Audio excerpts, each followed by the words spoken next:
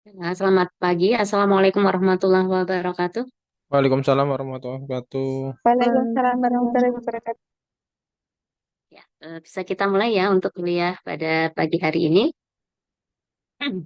Sudah gabung semua atau masih kurang satu ya? Yang belum gabung siapa nanti silahkan segera gabung saja. Nah, hari ini materinya adalah tentang aplikasi penggunaan eh, spektrofotometer UV-Vis dalam rangka untuk melakukan pengukuran aktivitas antioksidan ya. Sini sampelnya kita pakai ekstrak etanol daun kenikir. Nah, metodenya kita pakai metode DPPH gitu ya. Nah, ekstrak etanol daun kenikir ini nanti bisa diganti dengan ekstrak ekstrak yang lain ya. Jadi ini sebagai contoh saja salah satunya yaitu ekstrak etanol daun kenikir seperti itu. Nah, beberapa waktu yang lalu kita sudah membahas tentang aktivitas antioksidan ya di kimia farmasi, tapi waktu itu kita hanya sekilas saja ya. Kalau bisa saya ulang lagi ya, waktu itu kita membahas tentang isolasi senyawa antiradikal dari ekstrak daun kenikir. Masih ingat? Ya, waktu itu senyawa yang ditemukan adalah kuarsetin gitu ya. Nah, kita sudah membahas tentang proses isolasi atau pengambilan senyawa aktif dari ekstraknya. Nah, hari ini kita akan membahas ekstraknya, kemudian dilakukan pengujian antioksidan dengan metode DPPH. Alatnya yaitu spektrofotometer UV-Vis. Jadi nanti ada beberapa yang saya ulang ya, untuk mengingatkan saja. Oke. Nah, ini masuk ke pendahuluan, ini sudah pernah saya sampaikan, ya ini sekilas saja kita belajar tentang radikal bebas, tuh kimia farmasi kemarin. Jadi radikal bebas itu merupakan molekul yang mempunyai satu atau lebih elektron yang tidak berpasangan pada orbital terluarnya, gitu ya. Nah ini sebagai ilustrasi, yang sebelah kiri itu elektronnya tidak berpasangan ya. Nah ini adalah suatu radikal bebas, sedangkan yang sebelah kanan ya, yang radikal bebas, sebelah kiri ini adalah suatu atom dengan elektron yang berpasangan ya. Atau istilahnya suatu atom yang sehat, sedangkan yang sebelah kanan ini adalah radikal bebas karena elektronnya tidak berpasangan. Nah, nah, radikal bebas ini ya, yang dimana tadi memiliki elektron tidak bersama berpasangan itu sifatnya sangat labil. Nah, karena dia sangat labil, dia akan berusaha untuk menetralisasi dirinya sendiri dengan cara mengambil elektron dari zat atau senyawa ya atau atom yang berada di dekatnya. Jadi dia mengambil elektron itu dalam rangka untuk stabilisasi diri agar elektronnya itu berpasangan sehingga dia menjadi stabil gitu ya. Nah, ini sebagai ilustrasi ini ada gambar ya. Nah, ini suatu radikal bebas yang sebelah kanan. Nah, dia sangat labil dan dia berusaha mengambil elektron milik tetangganya gitu ya. Nah, kemudian tetangganya ini yang diambil elektronnya dia juga menjadi radikal bebas gitu ya. Maka dia juga berusaha mengambil elektron di sebelah kanannya lagi gitu ya. Nah, yang sebelah kanannya pun kemudian karena elektronnya menjadi tidak berpasangan, maka dia menjadi suatu atom atau molekul yang radikal bebas.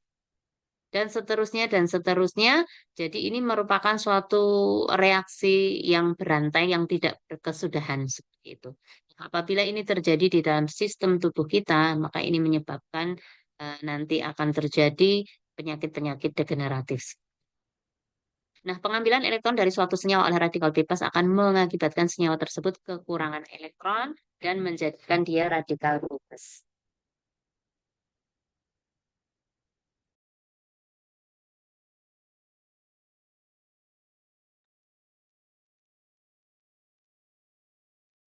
Kemudian, bentar Pak, nggak bisa gerak.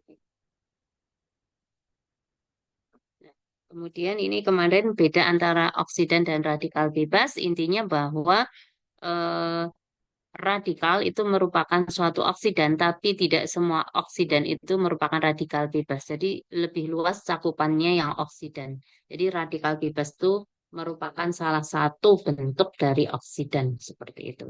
Ini sudah kita bahas. Nah, kemudian kita sekilas tentang antioksidan ya. Nah, yang sebelah kanan itu adalah suatu molekul atau atom yang radikal bebas gitu ya. Jadi dia elektronnya yang tidak berpasangan. Kemudian sebelah kirinya itu adalah suatu antioksidan, yaitu suatu molekul yang atau senyawa yang kaya akan elektron gitu ya. Jadi dia kaya akan elektron yang dimana dia dapat mendonasikan atau memberikan elektron kepada radikal bebas. Dan ketika antioksidan itu memberikan elektronnya kepada radikal bebas, maka di dalam antioksidan tersebut memiliki mekanisme untuk stabilisasi diri, ya. Sehingga ketika dia menyumbangkan elektronnya kepada radikal bebas, antioksidan itu tidak menjadi radikal bebas, gitu ya. Karena dari strukturnya dia sudah dapat melakukan apa ya istilahnya ya semacam menstabilkan dirinya sendiri seperti itu. Nah, kemudian antioksidan ini dapat memutus reaksi berantai tadi ya, ya tadi ada reaksi berantai yang ini ya. Nah, ini reaksi berantai yang tidak berkesudahan. Nah, ini yang dapat menghentikan reaksi berantainya adalah suatu antioksidan seperti itu. Ya. Nah, kemudian metode DPPH untuk mengukur antioksidan. DPPH ini singkatan dari divinyl hydrazil. Coba kita lihat strukturnya. Nah, ini adalah struktur kimia DPPH. Nah, dari struktur molekul DPPH, ini kira-kira bagian mana yang menyebabkan DPPH ini dapat dijadikan sebagai model radikal bebas? Coba yang mana? Kenapa dia bisa sebagai radikal bebas DPPH ini? Ini kan struktur dari N-nya, Bu. DPPH. Dari mana, Mas? N-nya itu. Ya, N-nya di sini ada satu titik ini. Ini menunjukkan bahwa ini di daerah ini ada elektron yang tidak berpasangan. Jadi hanya satu elektronnya. Sedangkan kalau elektronnya berpasangan itu biasanya dia tidak ditulis ya. Nah, ini enggak ditulis kalau dia ada elektron yang tidak berpasangan, maka nanti dia akan disimbolkan dengan satu titik. Ini artinya bahwa N di sini ini memiliki elektron yang tidak berpasangan. Karena dia memiliki elektron yang tidak berpasangan, maka di VPH ini dapat dijadikan sebagai model radikal bebasnya. Seperti itu. Oke. Nah, DPPH merupakan radikal bebas stabil. Nah, kalau biasanya radikal bebas tadi adalah labil ya, maka DPPH ini stabil karena dari struktur kimianya dia dapat melakukan delokalisasi elektron ya delokalisasi elektron sehingga dia lebih stabil dibanding radikal bebas yang lain sehingga ini aman digunakan untuk percobaan secara in vitro ya untuk mengukur antioksidan seperti itu. Nah di PPH itu wujudnya adalah suatu serbuk gitu ya serbuk ya yang dia dapat larut dalam air atau alkohol. Jadi pelarutnya biasanya bisa menggunakan air atau alkohol, bisa metanol, bisa etanol. Ya, bisa etanol atau metanol. Nah, DPPH ini mampu menerima elektron atau radikal hidrogen dari antioksidan yang kemudian dia menjadi molekul diamagnetik yang stabil. Jadi DPPH tadi radikal bebas ya.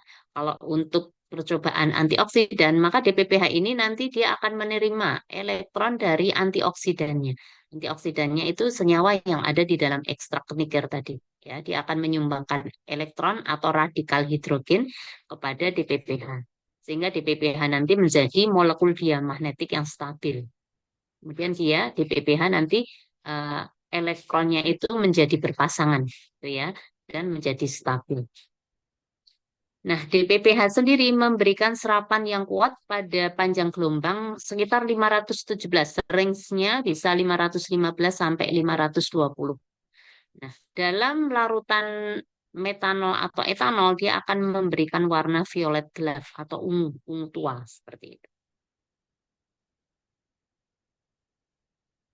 Nah, metode DPPH ini dibandingkan dengan metode antioksidan yang lain, misalnya ABTS, FRAP gitu ya. Ini merupakan caranya dia lebih sederhana, cepat, tidak membutuhkan banyak reagen. Jadi kalau untuk mengukur aktivitas antioksidan, kita hanya membutuhkan ekstrak yang akan kita ukur tadi, ekstrak kenikir, kemudian serbuk DPPH, kemudian pelarutnya. Jadi pelarutnya misalnya kita mau menggunakan etanol PA. Jadi kita hanya membutuhkan tiga ini sudah bisa digunakan untuk mengukur aktivitas antioksidannya.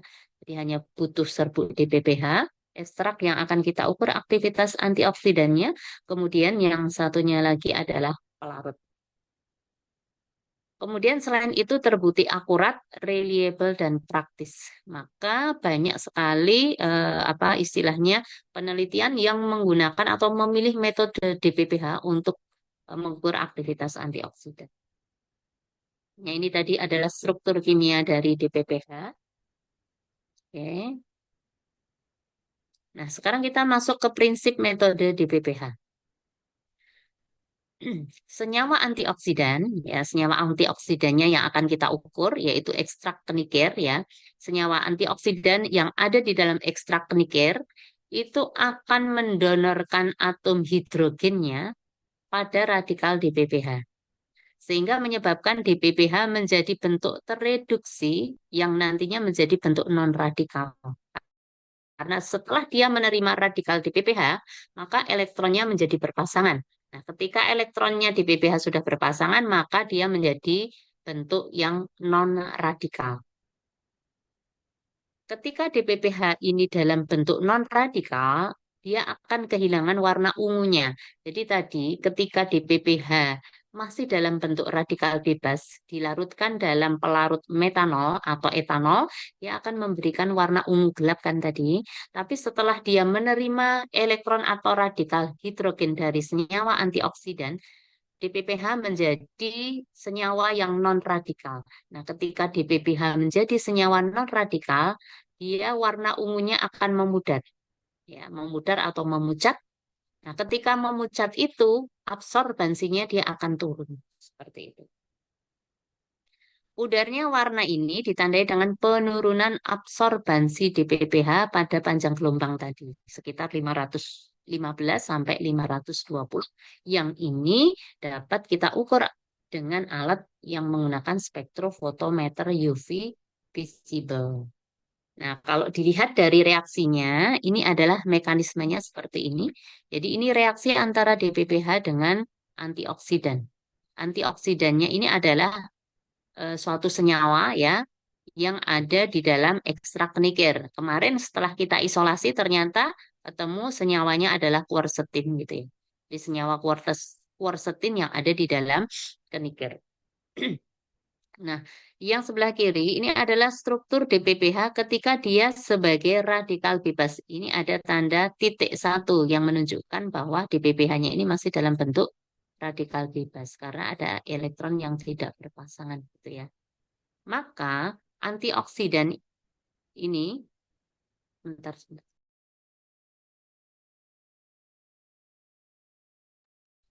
Nah, antioksidan ini akan menyumbangkan atom H-nya ya ke radikal DPPH.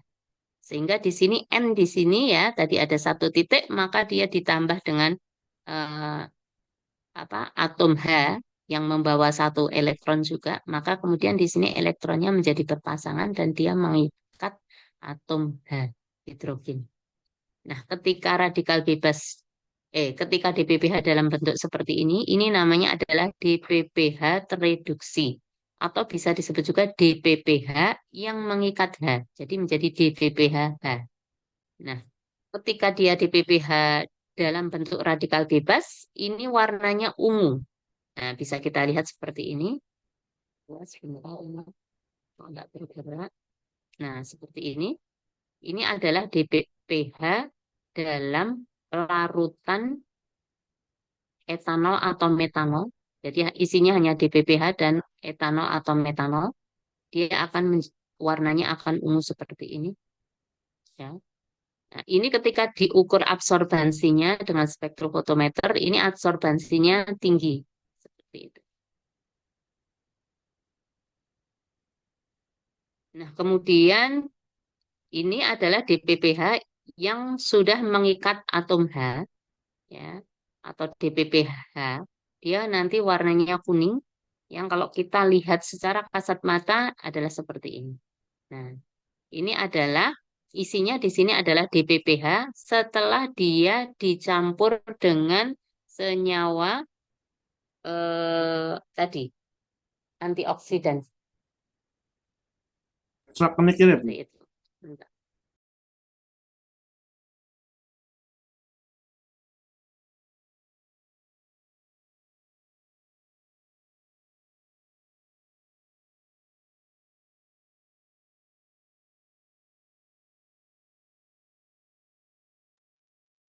Nah, ini ya kalau kita lihat di sini, nah kalau dilihat secara kasat mata ya, ini adalah DPPH yang dilarutkan dalam etanol tadi, seperti ini warnanya ungu. Kemudian yang sebelah kanan ini isinya adalah larutan DPPH yang sudah dicampur dengan ekstrak kenikir ya.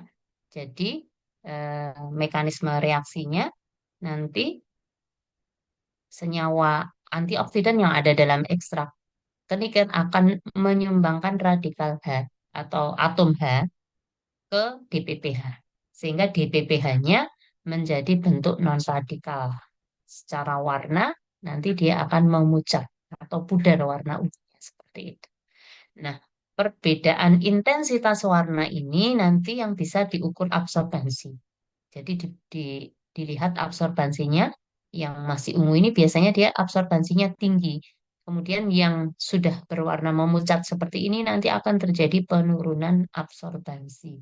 Nah, selisih penurunannya ini nanti yang akan diukur dengan alat spektrofotometer sehingga dapat digunakan untuk menentukan seberapa besar aktivitas antioksidan dari ekstrak nikir tadi seperti itu. Nah, sekarang kita masuk ke pengukuran aktivitas antioksidan dengan ekstrak etanol daun kenikir dengan metode DPPH. Nah, ini ekstrak etanol daun kenikir ini hanya sebagai contoh saja ya. Misalnya nanti mahasiswa mau melakukan pengukuran ekstrak yang lain ya, ekstrak sayuran, ekstrak buah-buahan yang lain juga bisa gitu ya. Jadi ini kita hanya memberikan contoh ekstrak etanol daun kenikir karena kemarin di kimia farmasi kita juga sudah memberikan contoh menggunakan ekstrak etanol daun kenikir. Nah, kandungan senyawa kimia pada kenikir itu adalah komponennya banyak mengandung senyawa flavonoid dan polifenol. Nah, di sini banyak kandungan quercetin. Quercetin di sini ada quercetin 3O, alfa rhamnosida, quercetin 3O, beta glukosida, ada quercetin sendiri, proantosianidin, asam klorogenat, neoklorogenat, dan sebagainya. Juga di sini mengandung saponin, ya, polifenol, flavonoid, stigmasterol, lutein, dan minyak atsiri seperti itu. Nah, struktur quercetin ini adalah seperti ini. Ini adalah bentuk suatu flavonoid. Jadi quercetin itu adalah suatu flavonoid, ya, yang sudah terbukti memiliki aktivitas antioksidan yang tinggi atau sangat kuat gitu ya. Nah, pada quercetin ini kita lihat di sini ada OH-OH yang terikat ya. Di sini OH-OH yang terikat gitu ya. Nah, bagaimana mekanisme aktivitas antioksidan dari struktur kenikir? Nah, di sini ada OH ya. Di sini ada atom H ya. Jadi atom H yang ada pada OH ini mudah dilepas ya. Jadi H pada O ini ya pada OH ini mudah dilepas untuk disumbangkan kepada radikal di PPH tadi. Jadi quercetin, senyawa quercetin itu akan menyumbangkan atom H ya pada radikal di PPH seperti itu. Sehingga secara teori semakin banyak gugus OH yang terikat berarti aktivitas antioksidannya semakin gimana? Semakin kuat atau semakin lemah kalau semakin banyak gugus OH yang terikat pada suatu flavonoid, Kuat, semakin lemah. maka semakin kuat ya. Jadi semakin banyak gugus OH yang terikat pada suatu flavonoid, maka aktivitas antioksidannya dia semakin kuat karena semakin banyak dia bisa menyumbangkan ya seperti itu. Nah, untuk tahapannya, yang pertama kita melakukan pembuatan simplisia, yaitu misalnya kita mau daun kenikir tadi ya, dan kenikir yang masih segar, kita bikin simplisia daun kenikir gitu ya. Nah, setelah kita membuat simplisia daun kenikir, selanjutnya daun kenikir tadi, simplisianya, kemudian kita lakukan penyerbukan. Nah, setelah diserbuk, kemudian kita lakukan ekstraksi dengan pelarut etanol. Ya, untuk ekstraksi bisa pakai metode maserasi atau perkolasi seperti itu ya. Setelah nanti diperoleh ekstrak etanol daun kenikir, selanjutnya kita lakukan uji aktivitas antioksidan. Ada beberapa tahapan untuk melakukan uji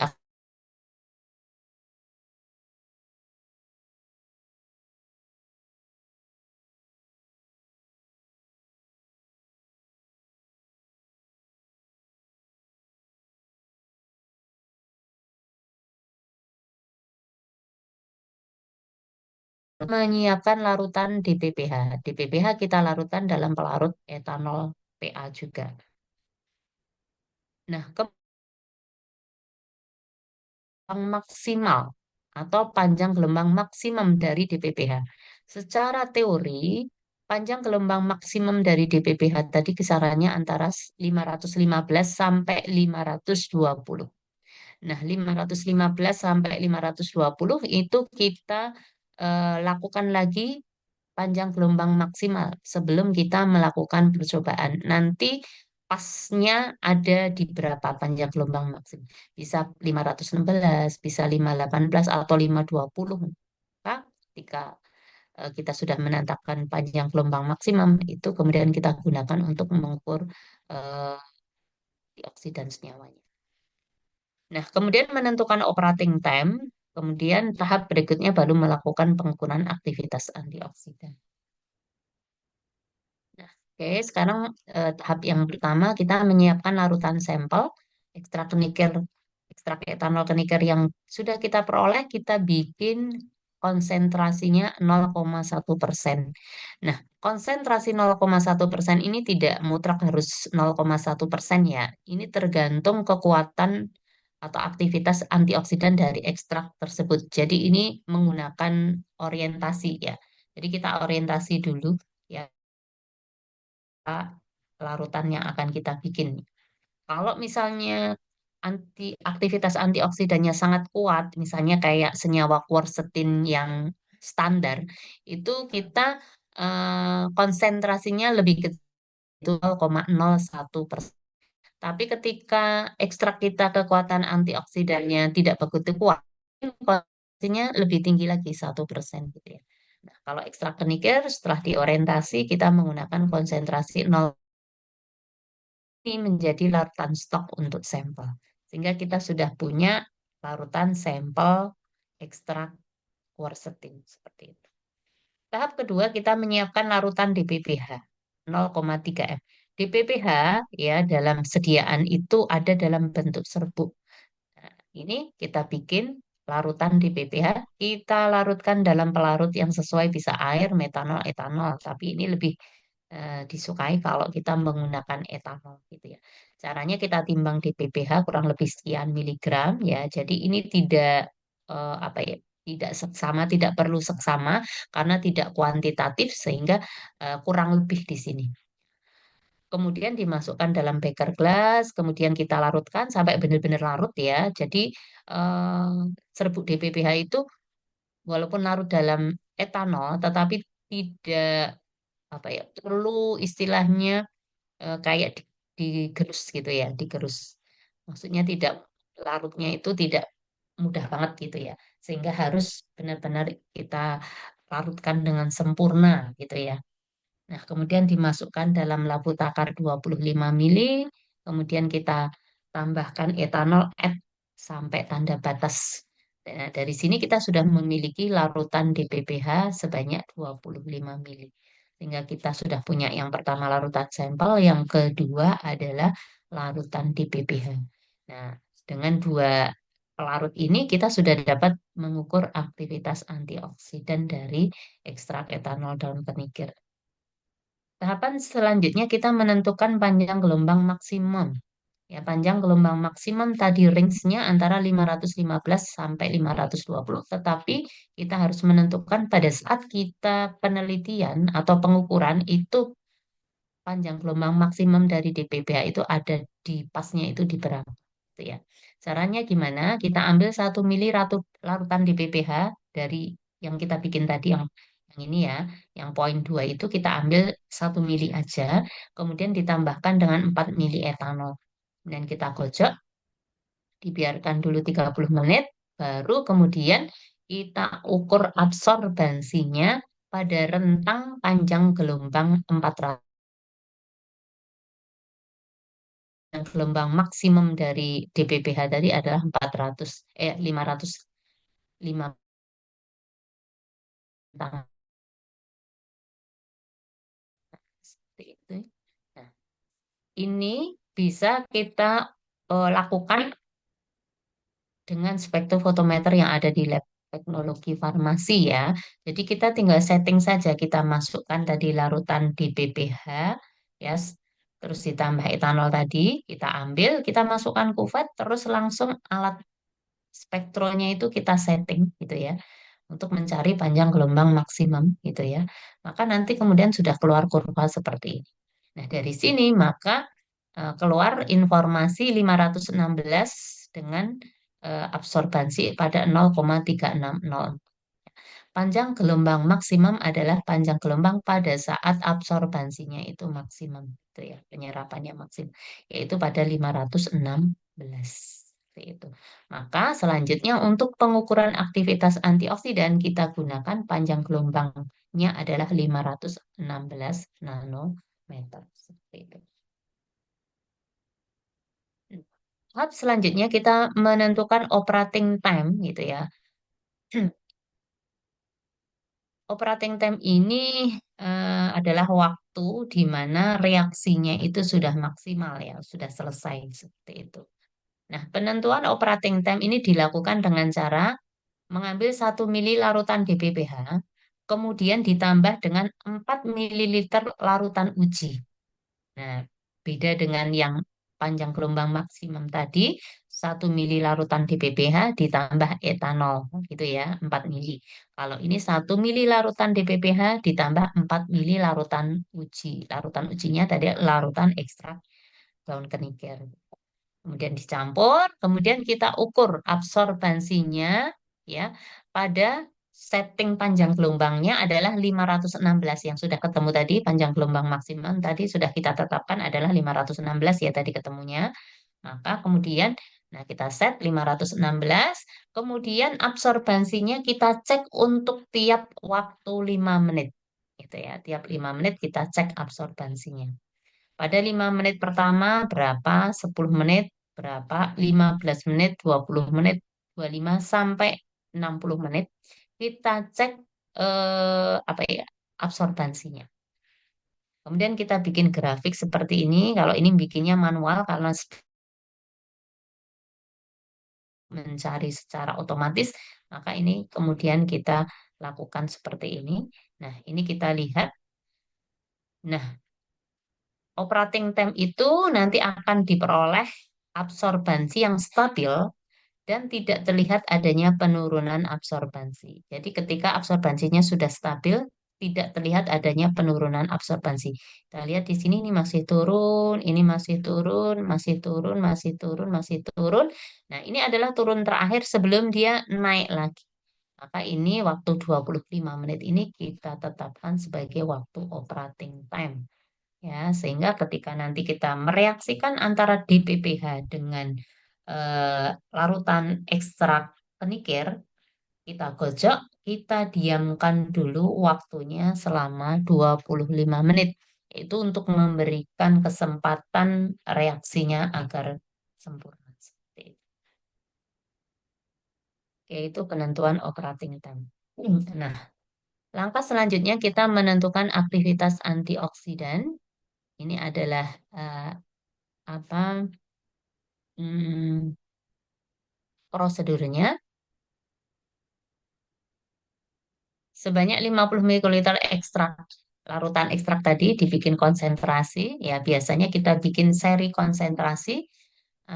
Seri konsentrasi biasanya kita bikin 5 seri konsentrasi ya. Jadi ada 5 seri konsentrasi dari ekstrak etanol daun kenikir gitu. Kemudian setelah itu ditambah dengan 1 mili dppH dan di-add-kan dengan etanol ya. Maka ini menjadi namanya adalah larutan sampel ya, larutan sampel. Campuran selanjutnya digocok kuat-kuat dan dibiarkan selama waktu operating time yang sudah diperoleh tadi. Nah, kemudian ini kita diamkan selama 25 menit seperti itu. Setelah 25 menit, maka larutan selanjutnya diukur absorbansinya pada panjang gelombang yang kita peroleh tadi, yaitu 516 nanometer. Dan ini diukur terhadap belangko. Belangko itu, nah, kalau mahasiswa semua pernah eh, melakukan pengukuran konsentrasi ya dulu pernah melakukan pengukuran kadar kadar suatu obat ya dengan spektrofotometer, maka nanti misalnya kita mau menentukan kadar paracetamol ya waktu kalian praktikum sebelumnya paracetamol ya. Yang namanya blanko itu biasanya adalah pelarutnya, ya pelarutnya. Jadi itu fungsinya untuk kalau di alat spektro kan kita nolkan, kita zerokan gitu ya, dizerokan dulu gitu kan ya. Nah kalau isinya larutan, isinya kufat itu larutan eh, paracetamol, berarti paracetamol dilarutkan dalam pelarut yang cocok, maka blankonya adalah pelarut dari paracetamol tersebut. Nah, di sini kita itu dalam penentuan aktivitas antioksidan, kita sebenarnya hanya mengukur dua macam absorbansi. Yang pertama tadi adalah kita lihat, kita flashback dulu. Yang pertama kita mengukur absorbansi kontrol di PPH dan kita mengukur absorbansi dari larutan sampel. Yang namanya kontrol di PPH itu isinya adalah DPPH dalam etanol. Jadi larutan DPPH dalam etanol. Maka dia nanti blankonya adalah etanol. Seperti itu. Jadi kontrol DPPH itu nanti diblanko dengan pelarutnya yaitu etanol. Sedangkan ini adalah, nah ini nanti kita dalam pengukuran kita lakukan replikasi sebanyak 3 kali. Maka ini kita siapkan 3 ya, 1, 2, 3 gitu ya. Nah ini adalah larutan sampel. Larutan sampel tadi isinya adalah larutan sampel ya, terus ditambah dengan larutan 1 mili dppH. Jadi sampelnya biar bereaksi dengan dppH, kemudian dietkan dengan etanol. Ya. Maka ini juga kita siapkan sebanyak tiga, tiga ini ya, replikasi 1, 2, 3. Nah, yang sebelah kiri ini adalah blankonya. Untuk larutan sampel ya, blankonya ini adalah eh, isinya adalah larutan sampel dengan kadar yang sesuai ya, yang dilarutkan dalam etanol.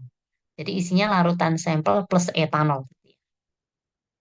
Jadi kita ambil larutan sampel sesuai dengan kadar yang kita tambahkan di sini, kemudian dietkan dengan etanol. Seperti itu. Jadi kita hanya mengukur dua ini sebenarnya dengan dengan spektrofotometer. Yang pertama kita mengukur larutan di PPH dengan menggunakan belangko etanol. Nah, kemudian yang kedua kita mengukur larutan sampel. Isinya ini adalah larutan sampelnya, ekstrak tadi, ekstrak kenikir, ditambah DPPH, kemudian dietkan dengan etanol. Belangkonya adalah ekstrak kenikir dilarutkan dalam etanol. Seperti itu, ditambah dengan etanol. Cuma dua ini yang kita ukur absorbansinya, ya. Oke, kita tambah di sini. Nah, ini ya, belangko. Jadi, belangkonya adalah, kalau belangko dari larutan sampel isinya adalah ekstrak ditambah dengan etanol. Nah, kemudian dilakukan juga pengukuran absorbansi kontrol. Nah, tadi absorbansi kontrol isinya adalah larutan di PPH atau di PPH dalam etanol. ya. Isinya ini DPPH dalam etanol.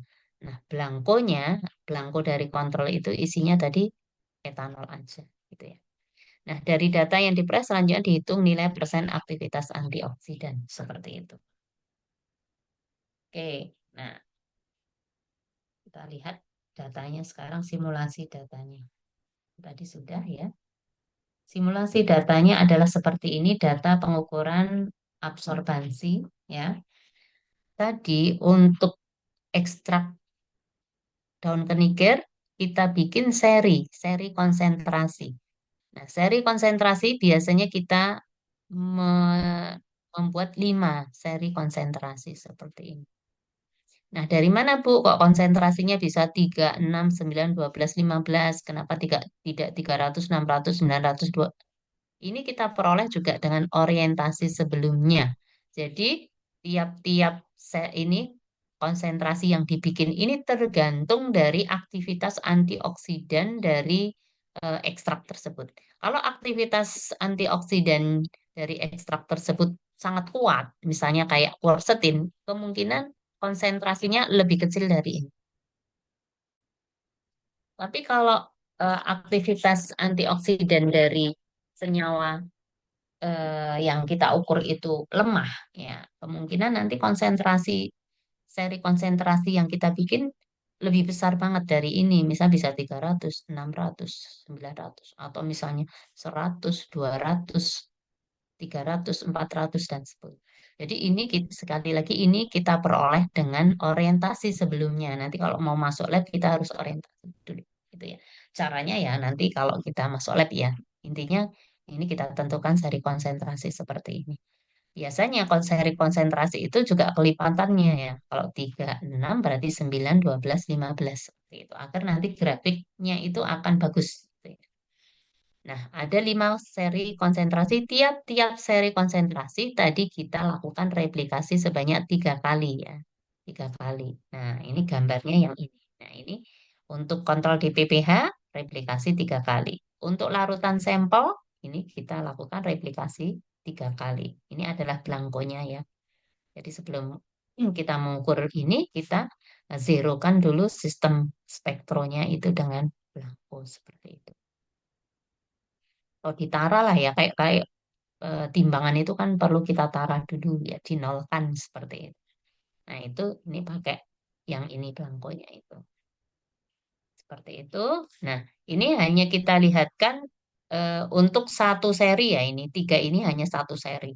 Nah kalau kita ada 5 seri berarti kita butuh seperti ini nih, ada 3 kali 5 ada 15 gitu ya. Seperti itu. Ini ada 15.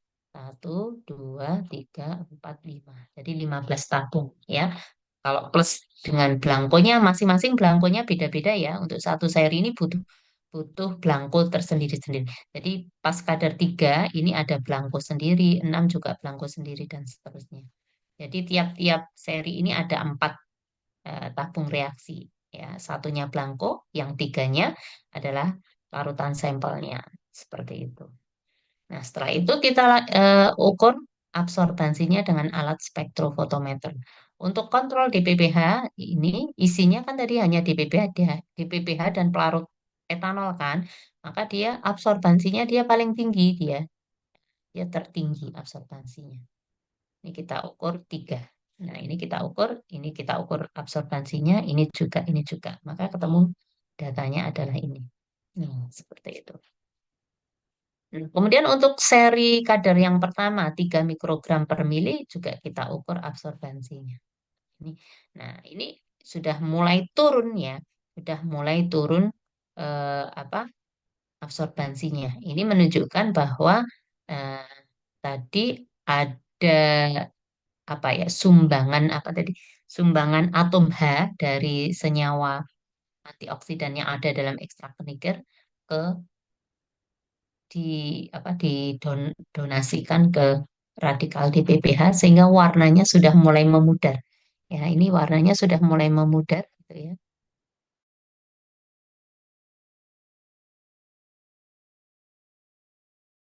Dan lagi sampai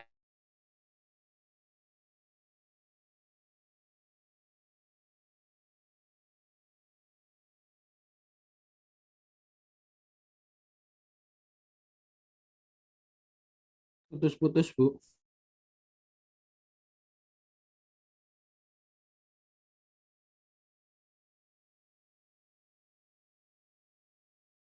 Tidak ada suaranya, Bu.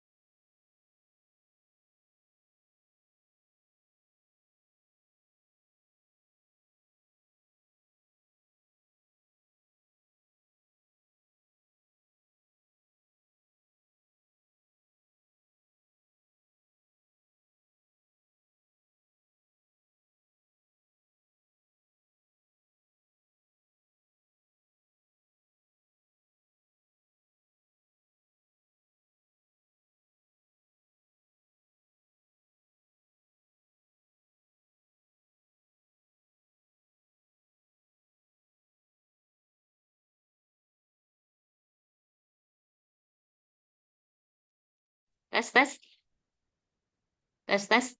Masuk, Bu. Nggih, Bu. Sudah terdengar? Sudah, Bu. Maaf tadi saya kelempar ya. Saya share lagi ya.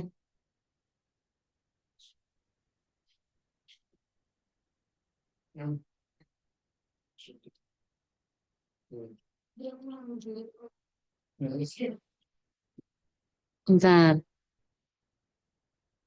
Berarti kita sudah sampai ini ya. Nggih, Sekarang Bu. sudah lancar belum Bu, suaranya sudah, Bu Ica? sudah. Udah kedengaran, Bu. Sudah ya. Oke, nah kita mengukur data ini ya, data pengukuran absorbansi. Setelah kita bikin seri, ada 5 seri, masing-masing kemudian ada replikasinya ya. Nah, sehingga nanti di laboratorium itu kita hanya sampai ke data absorbansi ini. Jadi kalau sudah kita ngambil data absorbansi, itu kita sudah selesai di laboratorium. Sehingga kemudian tinggal kita hitung aktivitas antioksidannya. Sampai di sini ada pertanyaan dulu tidak? Belum saya lanjutkan untuk apa penjelasan berikutnya.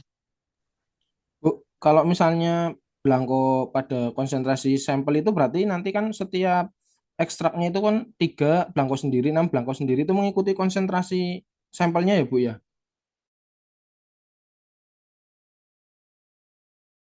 Nah, ini tiap-tiap konsentrasi. Ini kan Putus-putus, Bu.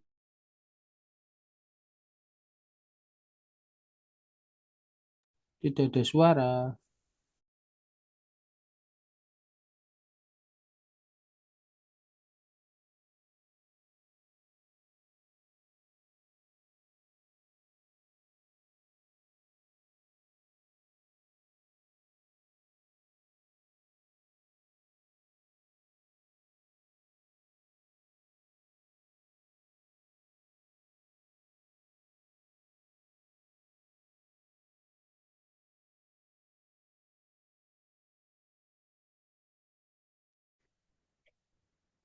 Raiso Tetring.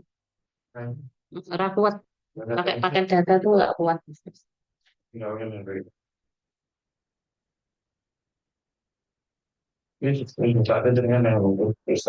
Bentar ya. Iya, Bu.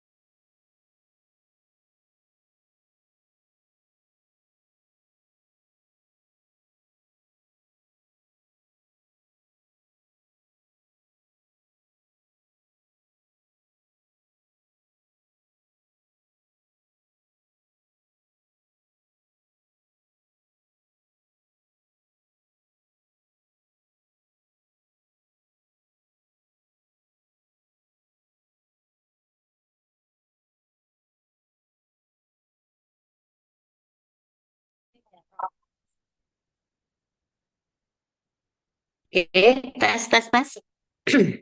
Sudah Iya, Bu. terdengar? Terdengar, Bu. Sudah, Bu. Oh ya, ya. Nah, oke, ini ya. Jadi gimana? Diulang, Pak Udin, Kan konsentrasi sampelnya itu kan ada tiga. pertanyaannya.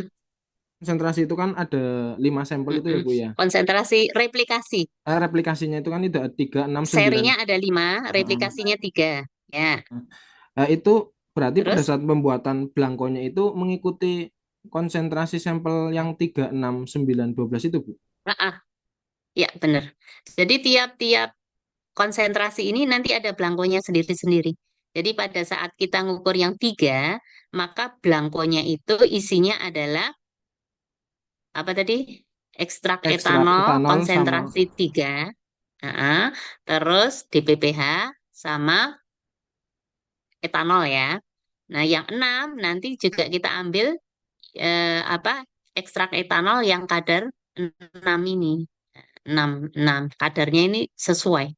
Jadi belangkonya itu menyesuaikan kadarnya. Gitu ya. Jadi beda-beda ini belangkonya. Yang ini pakai yang 3, yang ini pakai 6, yang ini pakai 9, 12, dan 15 gitu ya. Sehingga nanti itu kan juga apa konsentrasi dari larutan eh, sampelnya nanti akan berbeda-beda. Ini kan pengaruhnya dia di apa tadi di eh, banyaknya H yang bisa didonasikan. Semakin banyak atau semakin tinggi konsentrasinya, maka nanti akan semakin banyak atom H yang bisa didonasikan ke radikal DPPH. Nah, sehingga warnanya nanti semakin memucat gitu ya. Kalau warnanya semakin memucat, absorbansinya ini semakin menurun. Maka kalau kita lihat di sini polanya, pola absorbansinya di sini absorbansinya semakin menurun seperti itu. Yang paling tinggi adalah kontrol karena pada kontrol tidak ada larutan sampelnya, tidak ada larutan ekstraknya. Maka dia adalah absorbansi murni dari DPPH. Nah, pada saat 3 mikrogram kita tambahkan konsentrasinya yang kecil, dia sudah mulai menurun, konsentrasi agak diperbesar, mulai menurun lagi, diperbesar, dia turun sampai akhirnya pada 15, absorbansinya sudah menurun. Seperti itu. Seperti itu? Nggih, kalau yang perbandingan untuk DPPH itu kan 1,4 ya, Bu. Itu acuannya dari apa ya, Bu? 1 mili Oh, satu itu etanol sudah. 4 Oh, oh. 1 etanol 4 DPPH ya, Bu. Ah, ah. Itu ini Mas, sudah apa ya, prosedur kerjanya memang seperti itu.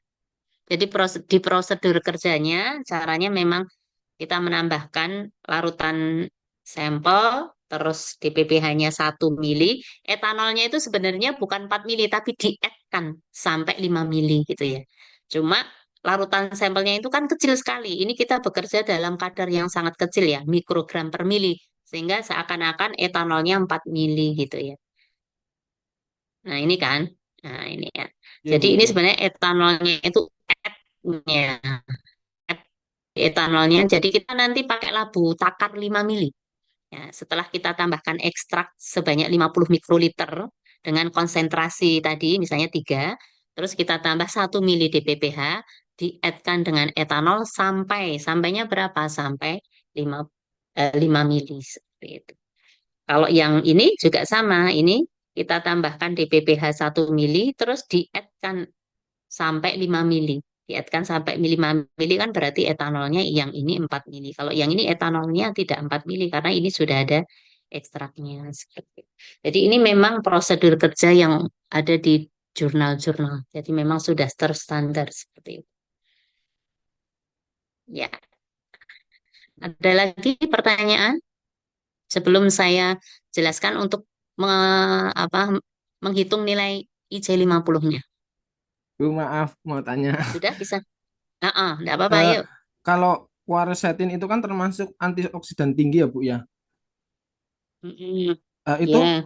kita pada saat itu kan buat sampelnya Mm-mm. itu kita melihatnya di apa sih, Bu? Contoh bahwasannya strukturnya ini antioksidannya tinggi nih dengan banyaknya H atau apa gitu, Bu. Tadi kalau secara struktur ya kita bisa lihat dengan tadi banyaknya OH-nya tadi yang terikat ini kan Mas. OH, OH, OH. Cuma kalau secara di labnya, kadang kita tidak tahu eh, ini punya kekuatan tinggi atau enggak. Karena kadang-kadang kalau ekstrak tanaman tertentu yang belum ada di literatur ini adalah komponen senyawanya apa, kita kan belum tahu. Maka kita nanti orientasi. Orientasinya kita cek ya, kita cek misalnya kita coba-coba. Jadi kita sistemnya nanti coba-coba dengan kadar kecil dulu. Ya, kira-kira kontrolnya sekian, nanti dengan kadar misalnya kita tambahkan 10 mikrogram per mili. Kira-kira nanti absorbansinya di situ turun atau enggak? Kalau ternyata absorbansinya tetap 0,670, artinya oh berarti dengan kadar 10 ini dia belum turun aktivitas antioksidannya. Nah, itu maka ini oh, berarti jangan 10 lah. Terus kita tentukan lagi misalnya diperbesar 50 kita cek. Jadi memang ini coba-coba Mas nanti kalau di lab. Jadi kita coba 50 mikrogram per mili misalnya. Terus kita cek absorbansinya sudah mulai turun misalnya 0,567 misalnya. Maka bisa jadi yang pertama di sini adalah 50 mikrogram per mili, kemudian diperbesar lagi di sini 75, terus bawahnya 100, kemudian ini 125, terus ini 150. Jadi cuma coba-coba. Dan bisa juga secara kualitatif kita lihat dari warnanya. Jadi warnanya. Nah, kalau ekstrak kita itu tidak memiliki atau aktivitas antioksidannya lemah, biasanya kita tambah dengan konsentrasi tinggi, dia warnanya tetap ungu atau ungu hanya memudar dikit gitu.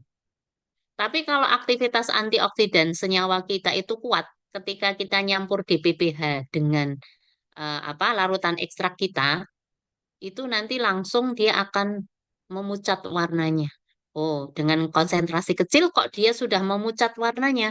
Oh, berarti ini aktivitas senyawa antioksidan kita itu kuat.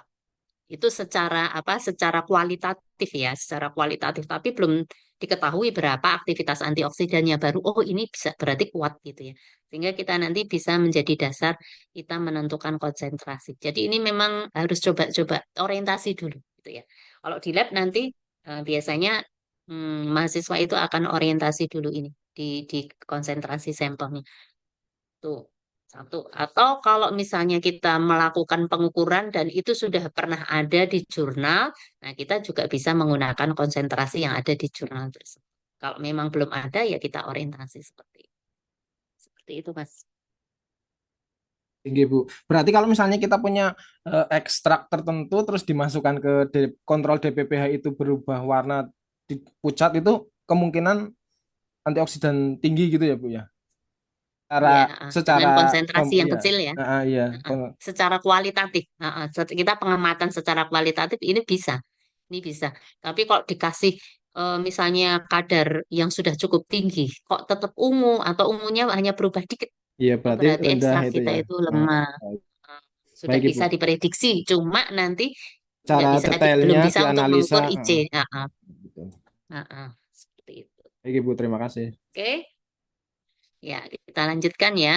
Nah, kemudian dari data ini kita gunakan untuk mengukur yang namanya persen aktivitas antioksidan. Nah, persen aktivitas antioksidan itu kita hitung dari absorbansi kontrol rata-rata dikurangi absorbansi sampel dibagi absorbansi kontrol rata-rata dikalikan 100%. Jadi, ini adalah absorbansi kontrol, absorbansi larutan di PPH tadi. Ini kemudian ada 3 data ini kita rata-rata ya. Nanti ada ketemunya rata-rata di sini. Kemudian kita lihat di sini aja. Nah, ini datanya menjadi seperti ini. Ini data absorbansi tadi, kemudian ini data pengukuran persen aktivitas anti radikal. Yang kontrol kita rata-rata. Ya, ini yang kontrol kita rata-rata ini ketemu 0,668. Kemudian yang ini ya, yang replikasi pertama, kita hitung persen aktivitas anti radikalnya. Nah, 15,12 dari mana? 15,12 ini dari absorbansi kontrol rata-rata 0,668 dikurangi absorbansi sampel Ya, di sini 0,567 dibagi absorbansi kontrol rata-rata dikalikan 100%. Ketemunya adalah 15,12%. Kemudian yang replikasi pertama untuk kadar yang ini, kadar kedua. Ini dari mana datanya? Yaitu absorbansi kontrol rata-rata dikurangi absorbansi sampel yang ini 0,474 dibagi absorbansi kontrol rata-rata dikalikan 100%. Ketemunya 29,04. Maka kemudian ini kita hitung semuanya, ini kita hitung datanya. Yang ini, yang replikasi kedua juga pakai data yang replikasi kedua ini kita hitung. Kemudian yang replikasi ketiga juga dihitung. Persen aktivitas antiradikal pada replikasi yang ketiga.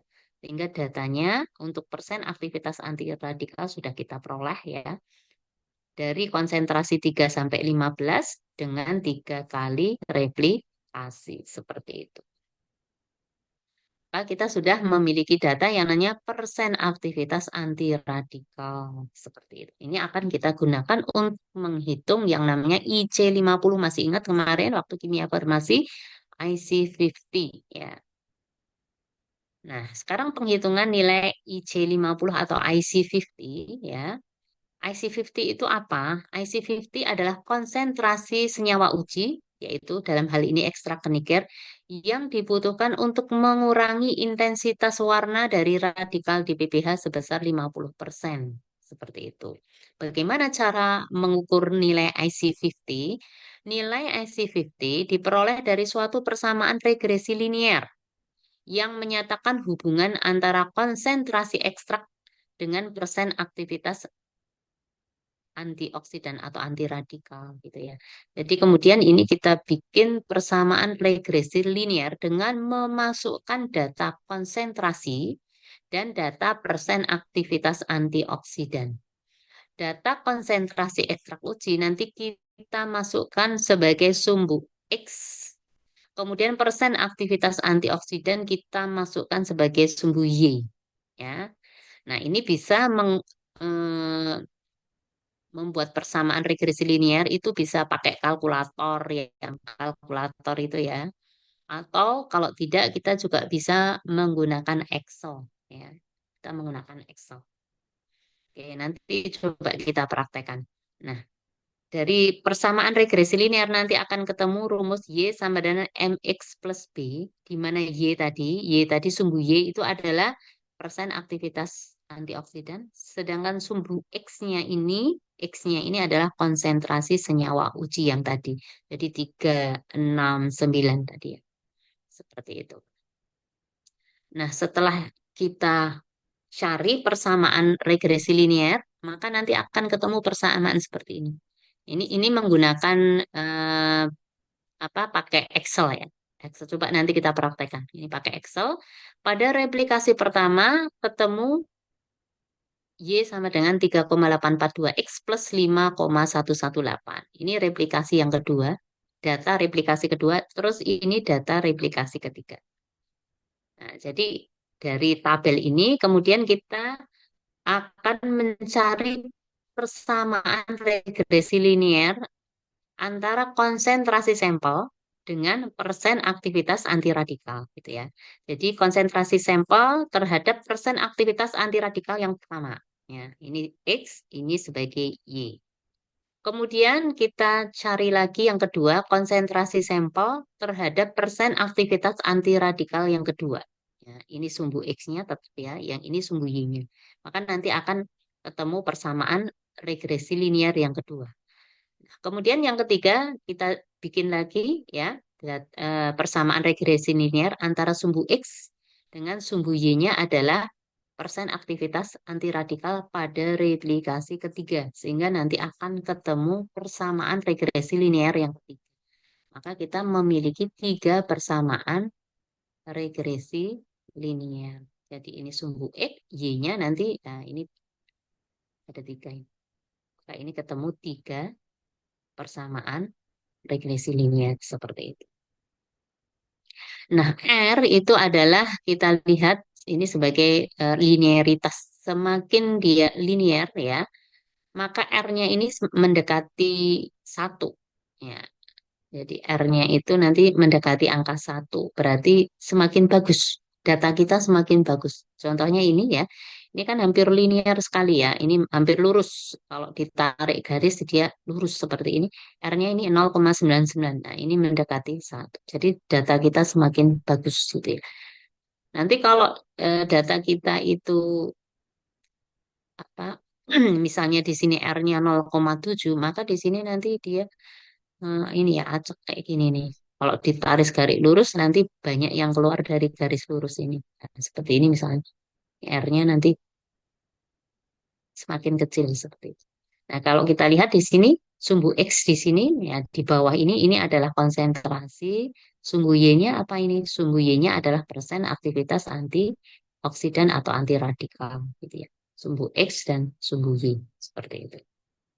Nah, setelah kita memperoleh persamaan regresi linear seperti ini, selanjutnya persamaan regresi linear ini kita gunakan untuk menghitung IC50, ya IC50 tadi konsentrasi ekstrak yang dapat menghambat eh, yang dapat meredam warna radikal di PPH sebesar 50% tahu tadi IC50. Jadi sebenarnya IC50 itu adalah konsentrasi. Nah, kita lihat di sini Y sama dengan ini secara umum rumusnya Y sama dengan MX plus B. Nah, Y-nya itu aktivitas anti radikal ya, Y-nya tadi persen aktivitas anti radikal. X-nya ini adalah konsentrasi. Sehingga ketika kita mau mencari IC50, IC50 tadi adalah konsentrasi ekstrak ya. Berarti X-nya di sini diganti angka IC50. X-nya di sini adalah IC50-nya. Kemudian IC50 adalah konsentrasi ekstrak uji yang dapat meredam aktivitas radikal di PPH sebesar meredam warna radikal di PPH sebesar 50%. Berarti Y-nya di sini diisikan 50. Seperti ini. Jadi IC50 di sini, ini X-nya, ini konsentrasi atau kadar. Kemudian Y-nya itu persen aktivitas anti radikal, yaitu 50. Pada saat IC50 dia ininya 50. Gitu ya. Sehingga 50 sama dengan M dikali IC50 ditambah B. Sehingga IC50-nya berapa? IC50-nya IC50-nya adalah 50 dikurangi B. Aduh maaf. 50 dikurangi B dibagi dengan M. Nah, seperti itu. Maka pada replikasi pertama tadi persamaan regresi linearnya ada Y sama dengan 3,842 X plus 5,118. Maka untuk mencari IC50 pada replikasi pertama adalah 50 dikurangi B. B-nya mana? B-nya ini. Dikurangi 5,118 dibagi M. M-nya mana? M-nya adalah 3,842. Sehingga pada replikasi pertama nilai IC50 atau IC50-nya adalah 11,68 mikrogram per mililiter. Seperti itu. Maka kemudian kita hitung IC50 juga pada replikasi kedua dan replikasi yang ketiga. Sehingga kita memiliki 3 nilai IC50. IC50 1 pada replikasi 1, yang kedua pada replikasi 2, dan yang ketiga pada replikasi ketiga. Selanjutnya dari 3 data ini kita hitung rata-rata IC50-nya. IC50 dari keniker ya, ekstrak keniker adalah 11,76 mikrogram per mili. Nah, satuannya ini kita merujuk ke mana? Ke konsentrasi sampelnya. Nah, konsentrasi sampelnya ini adalah mikrogram per mililiter. Seperti itu. Artinya pada kadar 11,76 mikrogram per mililiter, ekstrak etanol itu dapat meredam warna radikal di PPH sebesar 50%. Jadi pada kadar 11,76. Nah ini 11,76 ini kan di sekitar sini ya, 11. Kalau kita geret di sini, berat, maka dia ya sekitar sini. 50-nya sekitar itu. Oke, sampai di sini ada pertanyaan tidak? Ini materinya sudah selesai untuk menghitung IC50. Bu, maaf itu Y sama dengan 3,842 bisa diulang lagi nggak? Yang mana, Mas? Oke. Yang persamaan regresi linear. Ya, Y sama dengan 3,842 itu dari rata-ratanya atau kan prosentasenya gimana? Oke. tadi kita sudah, nah ini kan, tadi kita sudah mencari persamaan regresi linear, ya. Regresi linear yaitu hubungan antara konsentrasi ekstrak, ya. Konsentrasi ekstrak berarti datanya yang mana?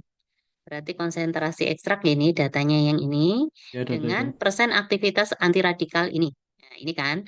Nanti ini kita masukkan data ke Excel, nanti saya ajari. Ini Oh, itu sebagai nanti sumbu yang dimasukkan X-nya. ke Excel ya, Bu ya? Jadi ini nanti angka 3, 6, 9, 12, 15 ini sebagai sumbu X-nya. Kemudian angka 15, 29 dan ini sebagai sumbu Y-nya. Maka nanti dari situ otomatis akan keluar persamaan regresi linear ini loh Mas. Y sama dengan 3,842X plus 5,118. Ini Oh, adalah langsung keluar persamaan angka regresi itu ya, linear. Bu? Keluar Oh, regresi. ini Oh, nanti iya, iya, iya. otomatis Baik, keluar. baik. Ah, ininya. Nah, kalau sudah keluar ini baru nanti kita bawa ke sini. Nah, ini Bawa tadi ke replikasi rumus pertama manual kan ya, Y Bu ya? sama dengan ah, Oh, 3,842X plus 5,18. Ini kan persamaan regresi linear yang kita peroleh dari Excel tadi. Maka untuk mencari IC50, IC50 tinggal sama dengan 50. 50 itu dari ini tadi ya. Dikurangi angka ini, dibagi angka ini. Ya, 11,68. Kalau berarti pada persamaan regresi, gimana? berarti X-nya itu tuh bisa diganti IC 60, IC 40 gitu ya, Bu ya? Iya, tapi nggak umum. Umumnya Oh, iya, memang iya, iya, iya, iya. IC50 gitu loh. Kita kalau apa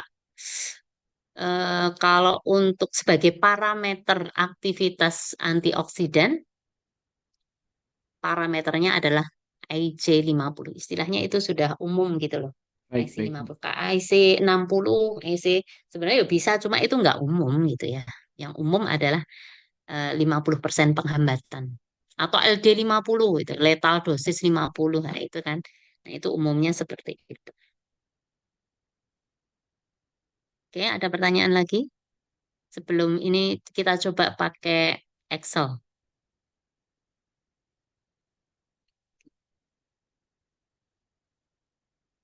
Sudah? Nanti Hmm. soalnya ini ada penugasan loh. Habis ini tinggal penugasan. Terus presentasi ya. Iya, Bu. Sementara Sudah? belum, Bu. Sudah Iya. bisa dipahami? Bisa, Bu, insya Oke, Allah. nah sekarang kita coba sebentar. Saya tak buka data ini ya.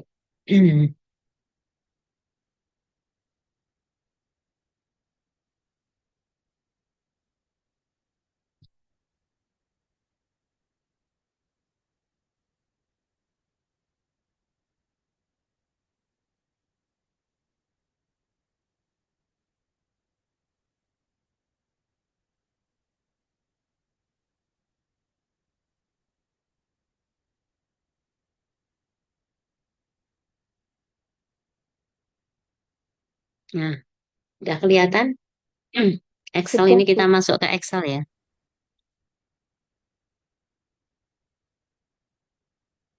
Misalnya sumbu X di sini. Ini kan sumbu X-nya. Sumbu X. Kemudian ini sumbu Y-nya gitu kan. Yang X tadi kita masukkan konsentrasi sesuai tadi. Tadi berapa? 3, 36, 9, 9, 12. 12, 15. Oh, 36 ya.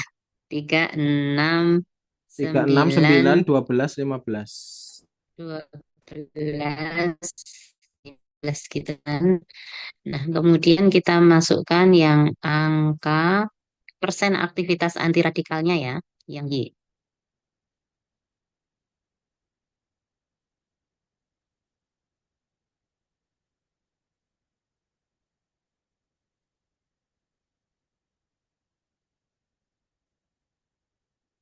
Oh, iya, salah ini. Oke, ini Y di sini aja. Ini X-nya. Kelihatan kan? Di situ Ya, kelihatan nggak ya? kelihatan, Bu, kelihatan, Bu. Oh, bener ding. Ini udah bener. Ini X-nya ini. Ini udah sebentar. Ini X, ini Y-nya.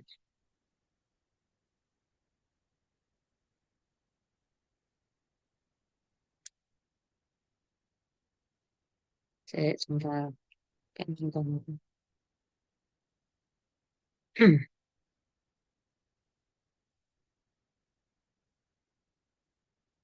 Ya, ini ya.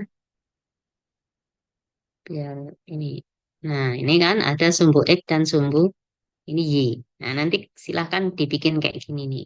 Ya, X-nya dimasukkan, Y-nya dimasukkan sesuai dengan yang akan kita cari.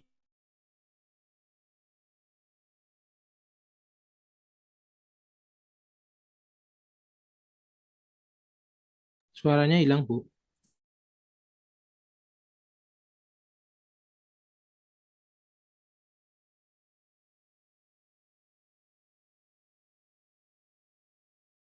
Suaranya nggak ada, Bu.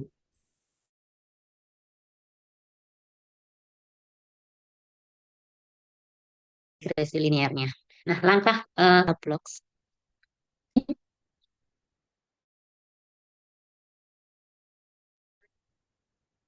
Saya keluar-keluar ya. Iya, Bu, nggak ada ininya Excelnya lagi. Waduh, iya. Saya semua. Gimana ya? Oke, kita ulang ya. Sudah? Sudah kelihatan? Ya, Sudah, Bu. Bu. Nah, kita blok. Kemudian kita pilih insert. Tadi sudah insert. Terus ini kita pilih di ini.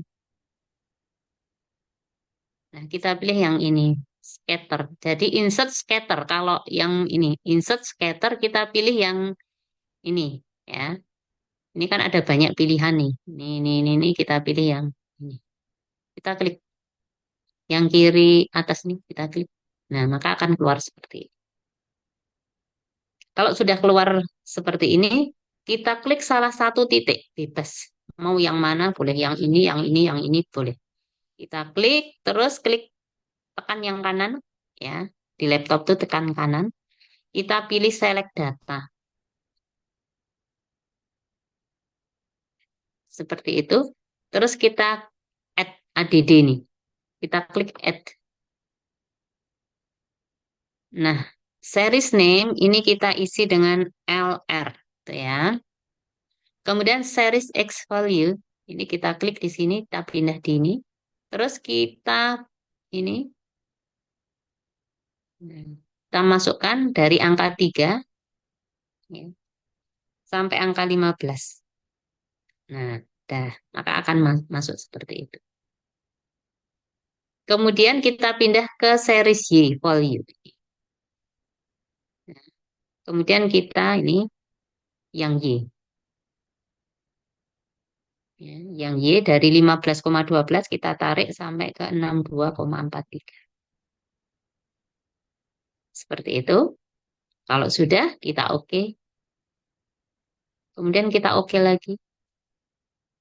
Nah, nanti akan muncul seperti ini. Terus kita klik lagi kanan bebas. Klik kanan. Terus kita pilih add trend line ini. Add trend line. Terus kita pilih linear. Otomatis kalau sudah linear nggak usah diklik. Ini udah muncul linear. Kemudian ditarik ke bawah. Otomatis sudah LR-nya udah muncul. Kemudian ini kita munculkan display equation on chart ini. Diklik. Sama display R square value on chart. Nah, seperti ini.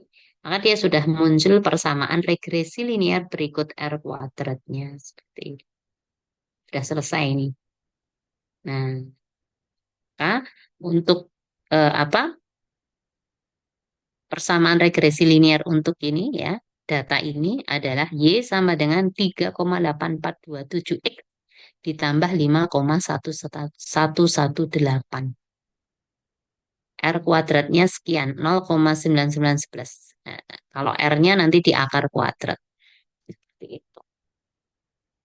Nah, dah ketemu ini persamaan regresi liniernya yang ini, nanti silahkan ini digunakan untuk menghitung IC5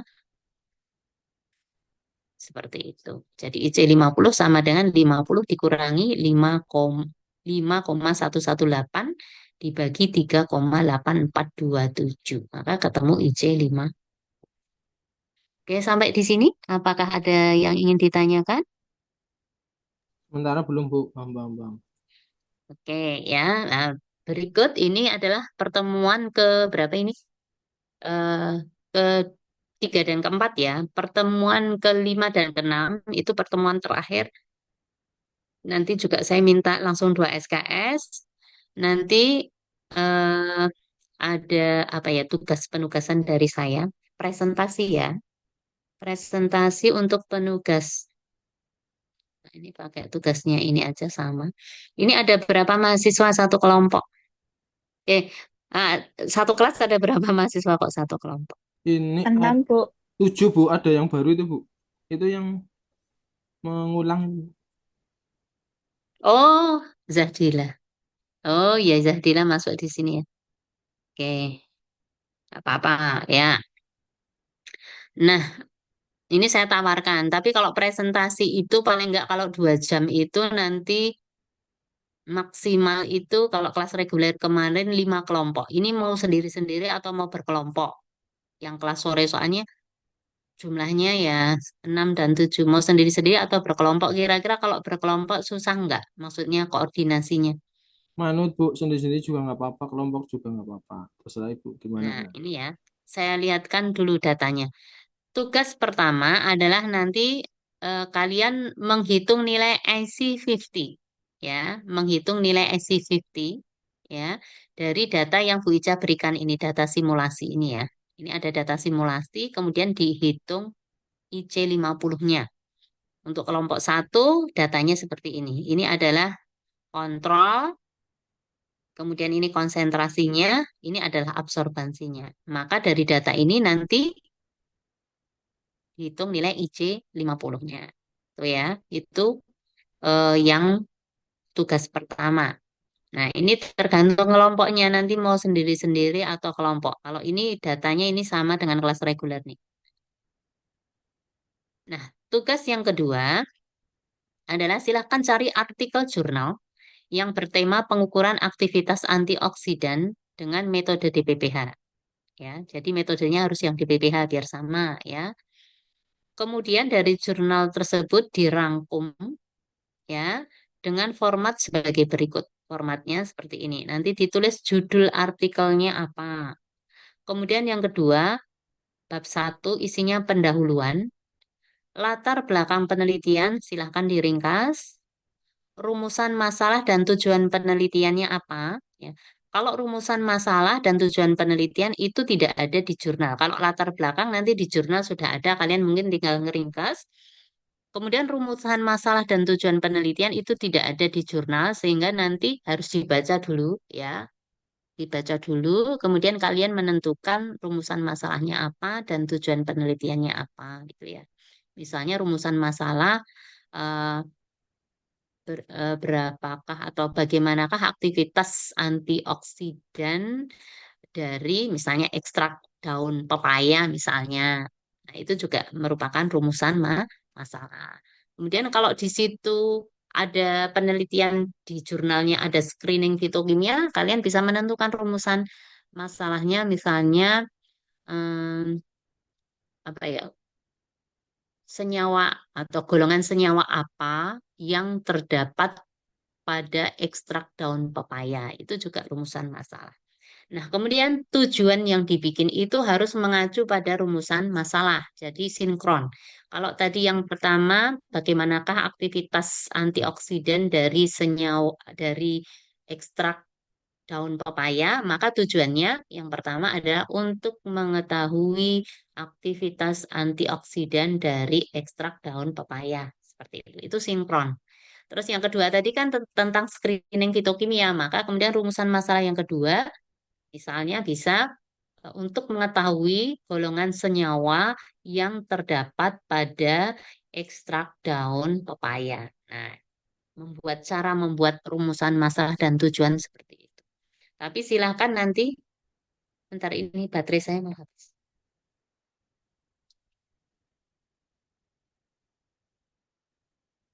Silahkan nanti dikembangkan sendiri ya. Silahkan dikembangkan sendiri. Tapi membuat rumusan masalah dan tujuan penelitian itu harus bisa dijawab di kesimpulan. Jadi nanti di situ ada kesimpulan nih bab 4. Bab 4 kesimpulan itu adalah menjawab rumusan masalah dan tujuan penelitian. Jadi nanti rumusan masalahnya misalnya ada 3, tujuannya ada 3. Di kesimpulan itu juga harus muncul 3 poin tersebut. Seperti itu. Jadi nanti misalnya di kesimpulan tadi tentang aktivitas antioksidan daun pepaya, maka yang pertama aktivitas antioksidan daun pepaya adalah dengan nilai IC 50 sebesar sekian. Gitu ya. Terus 2 tadi kan rumusan masalah dan tujuannya tentang golongan senyawa kimianya kan.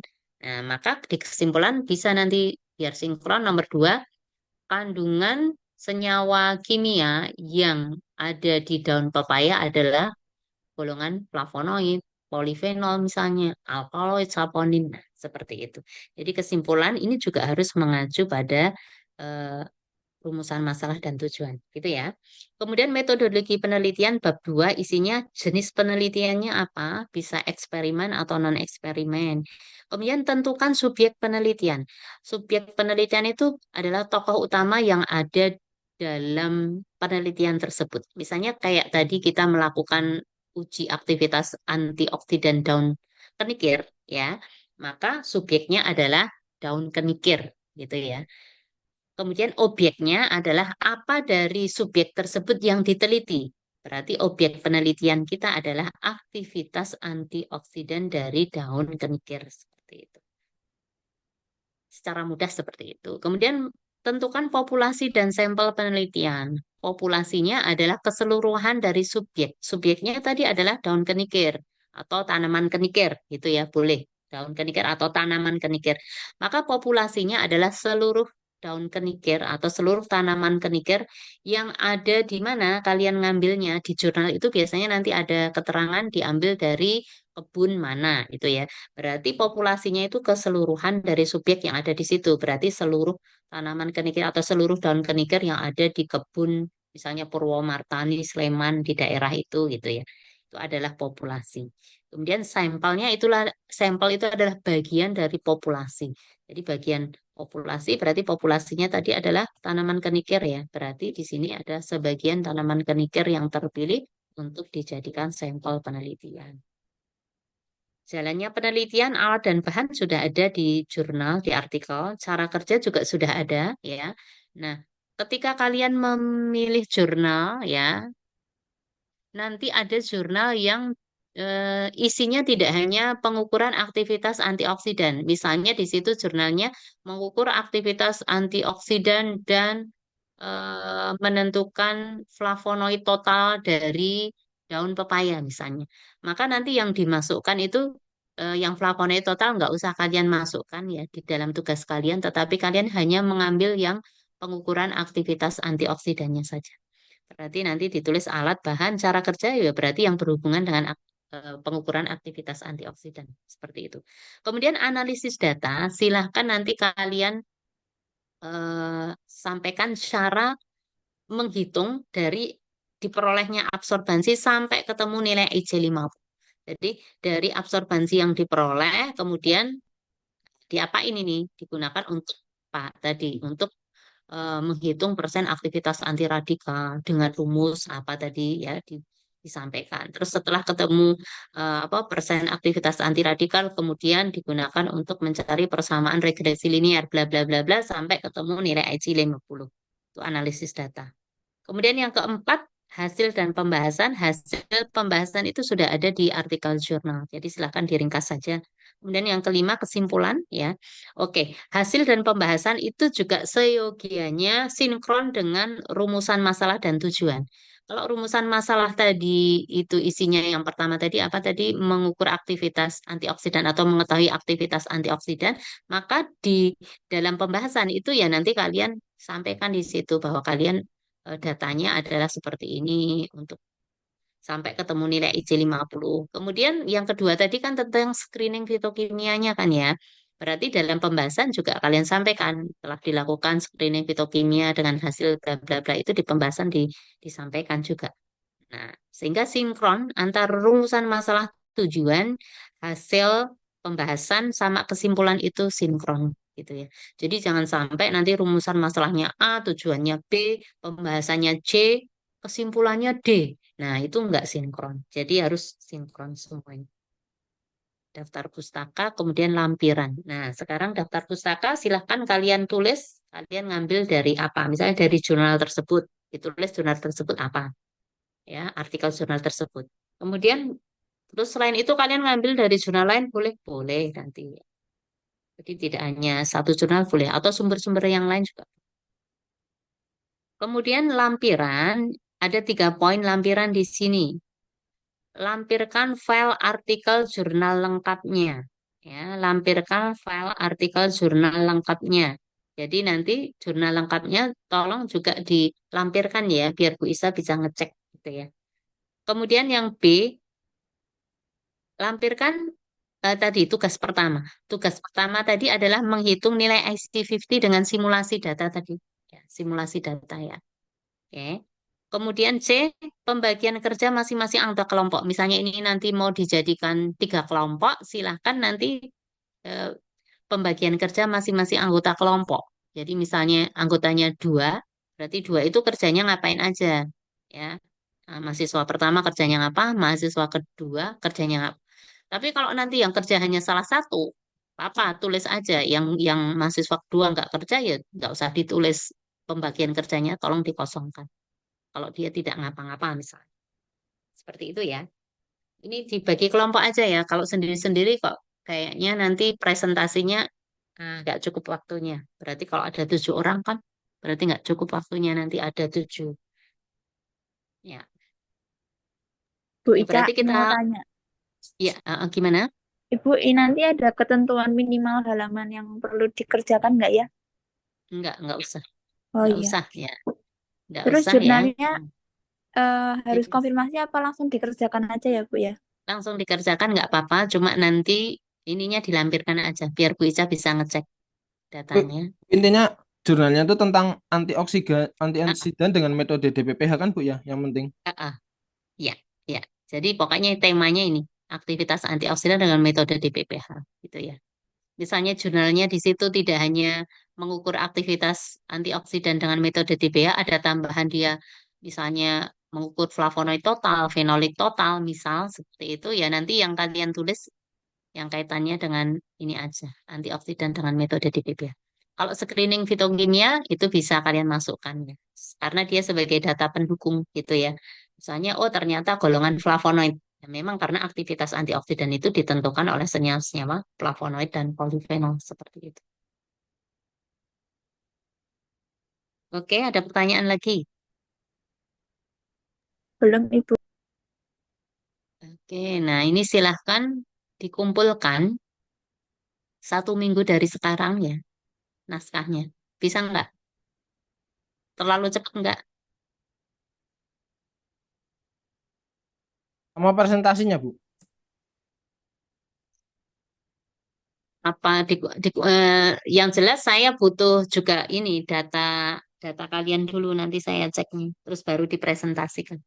Kalau presentasinya langsung minggu depan terlalu cepat sama presentasi plus apa plus pengumpulan naskah. Jadi naskahnya ini ya, naskahnya ini plus lampirannya ada ini. Ya, kira-kira 1 minggu terlalu dekat tidak?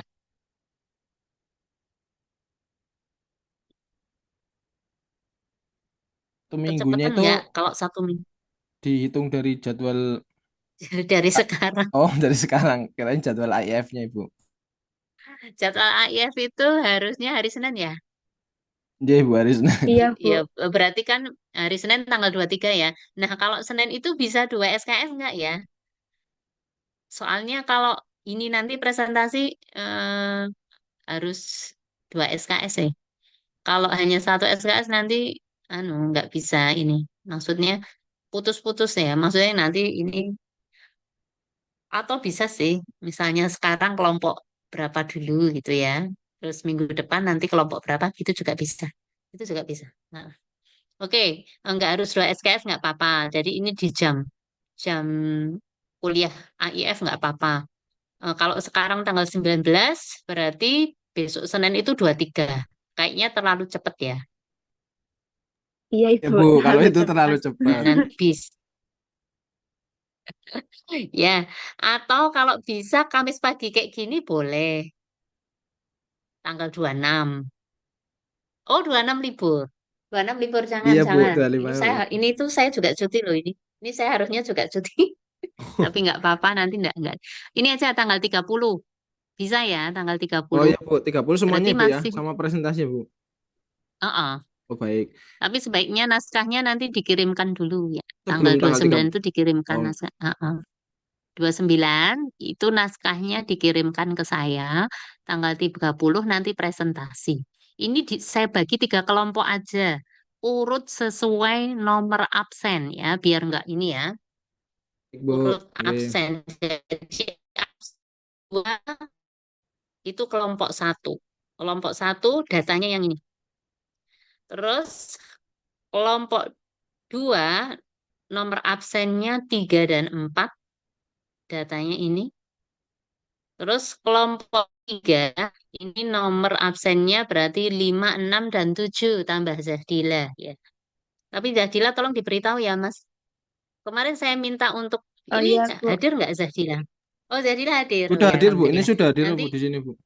oh ya berarti ini masuk semua ya hari ini 7. Nah ini nanti kelompok ketiga ya. Kelompok 3 tolong disiapkan naskahnya ini dikirim tanggal 29.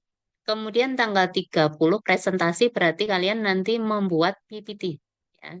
Membuat PPT-nya, disiapkan PPT-nya. Nanti PPT-nya juga dikumpulkan ya. Nanti ini menjadi nilai tugas untuk AIF. Sekaligus kalian latihan nantilah. Latihan menulis artikel, siapa tahu sebentar lagi kan apa eh, proposal ya. Tahun depan kan kalian sudah harus maju proposal. Ya, setahun lagi. Nggak sampai setahun lagi ya. Semester 5 nanti. Oke, gitu. Sudah bisa dipahami ya tugasnya.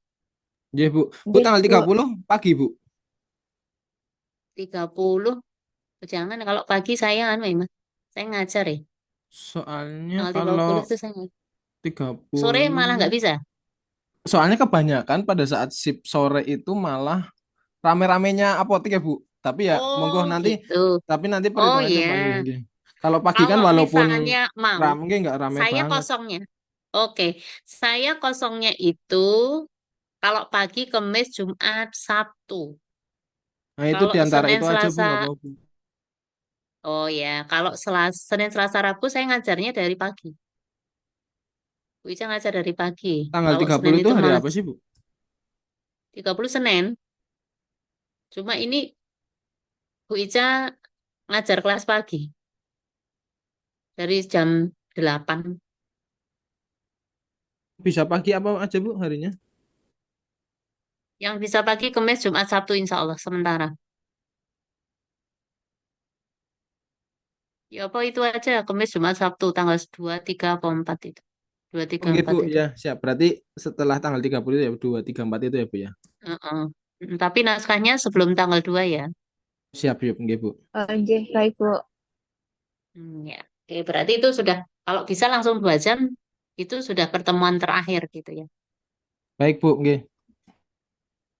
Ya. Oke, kalau gitu kita akhiri ya untuk pertemuan pada pagi hari ini ya. Saya cukupkan. Assalamualaikum warahmatullahi wabarakatuh. Waalaikumsalam warahmatullahi wabarakatuh. Waalaikumsalam. Terima kasih Bu. Makasih ya, Ibu. Nanti saya kirim di grup ya Nggih tugasnya. Bu. Sama Nggih, Bu. itu ya Bu materinya nggih Bu. Oh ya, materi yang pertama sudah saya kirim belum, Thomas? Belum Oh, kayaknya bisa Bu. lupa. Belum, berarti 2. Nggih, Oke. nggih Bu, nggih. Ya, ya, Assalamualaikum. Waalaikumsalam warahmatullahi wabarakatuh.